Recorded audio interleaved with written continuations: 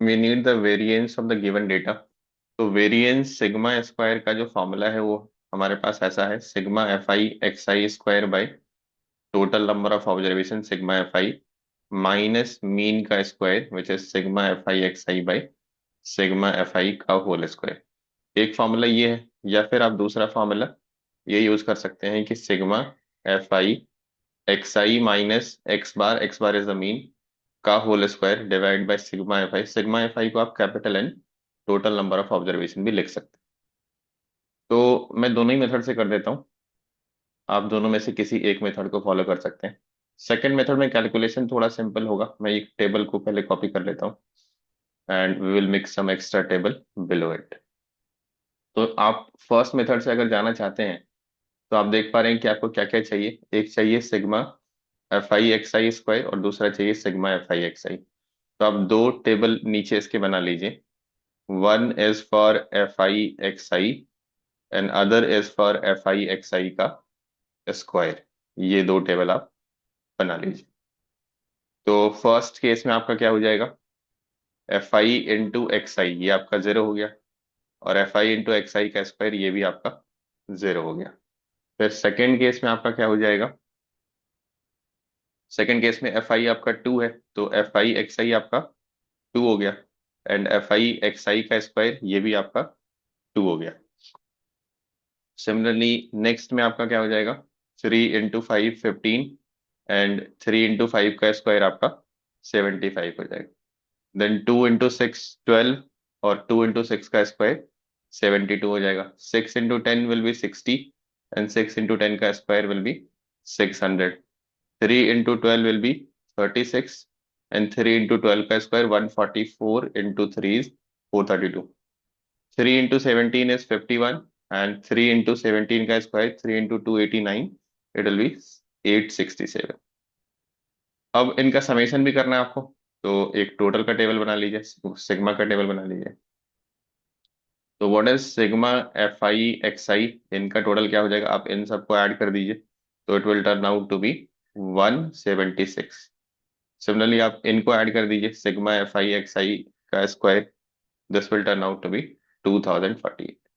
तो अगर आप मेथड वन से जाते हैं, फॉर्मूला में नंबर वन यूज करते हैं, तो यहां से आंसर क्या हो जाएगा आपका, sigma F I X I square ये आपका 2048 आ रहा है, डिवाइड बाय सिग्मा एफ आई आप कर लीजिए।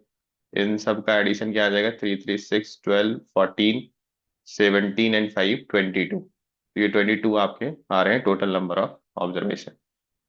Sigma F I X I this is how much, 176 divided by 22 का होल स्क्वायर। अब ये कैलकुलेशन है, आपको खुद से करना पड़ेगा।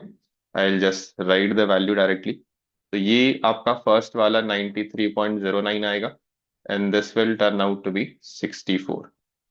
तो ये आपका अप्रोक्सीमेटली कितना आ रहा है, 29.09। अब हमें नियरेस्ट इंटीजर लिखना होता है, अगर इंटीजर नहीं आ रहा है तो nearest integer is 29, answer given is 29।